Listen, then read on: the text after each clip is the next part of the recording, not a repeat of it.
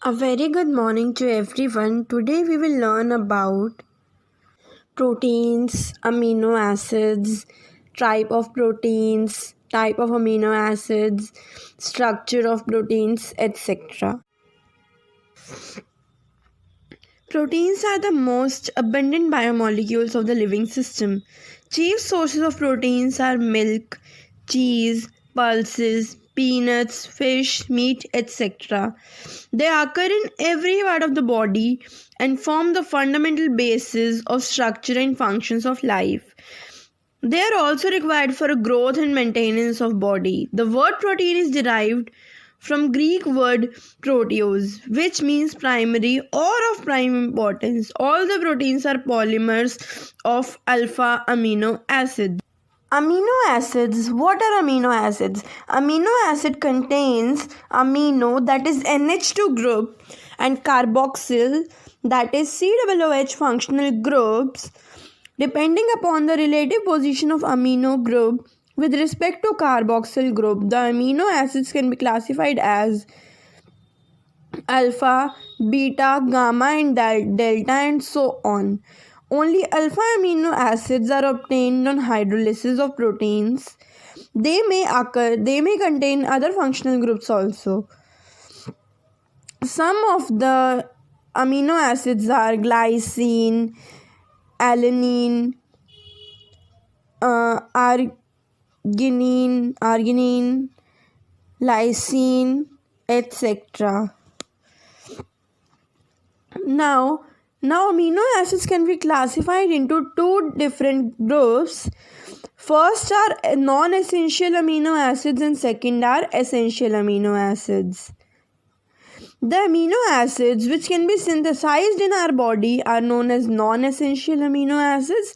On the other hand, those which cannot be synthesized in our body and must be obtained through diet are known as essential amino acids. As we all know that proteins are the polymers of alpha amino acids and they are connected to each other by a peptide bond or peptide linkage.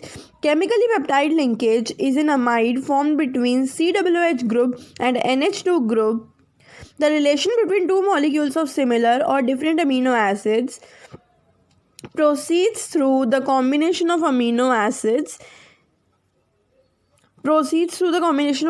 group of one molecule with the carboxyl group of the other. This results in the elimination of water molecule and formation of a peptide bond, CONH. So, there are mainly two types of proteins. The first one is fibrous protein.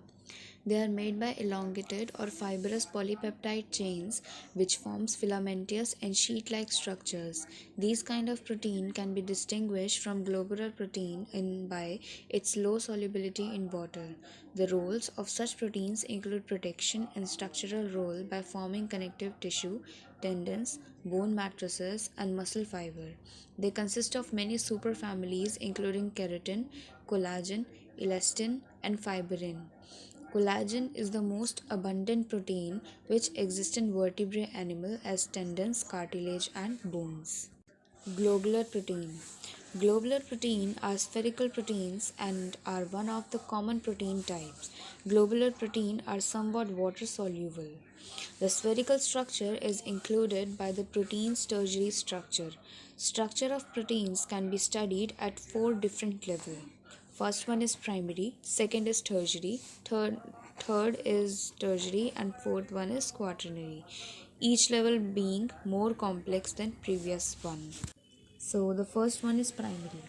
Primary may have one or more polypeptide chain. Each polypeptide chain in a protein has amino acids linked with each other in a specific structure. Secondary. Secondary structure of protein refers to the shape in which a long polypeptide chain can exist. They are found to exist in two different structures. The first structure is alpha helix structure and second one is beta plated structure. Alpha helix is one of the most common ways in which a polypeptide chain forms all possible hydrogen bonds by twisting into a right-handed screw with NH group of each amino acid residue hydrogen bonded to C double bond O of an adjacent turn of the helix. In beta-plated structure, all peptide chain are stretched out to nearly maximum extension and then laid side by side, which are held together by intermolecular hydrogen bonds. The structure resembles the plated folds by drapery and therefore is known as beta-plated structure. The third structure is tertiary structure. This represents overall folding of the polypeptide chain, that is further folding of the secondary structure, and quaternary structures. They are composed of two or more polypeptide chain referred to as subunits. The spatial arrangement of these subunits with respect to each other is known as quaternary structure.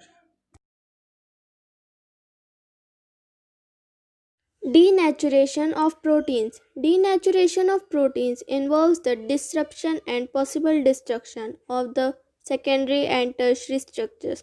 Since denaturation reactions are not strong enough to break the peptide bonds, the primary structure, that is sequence of amino acid, remains the same after a denaturation process. Denaturation disrupts the normal alpha helix and beta sheets in a protein and uncoils it into a random shape. For example, coagulation of egg white. When an egg is subjected to boiling, here the denaturation occurs due to the change in temperature. Curdling of milk is another example of denaturation of proteins, where the formation of lactic acid by microbial action result in denaturation. Thanks for watching.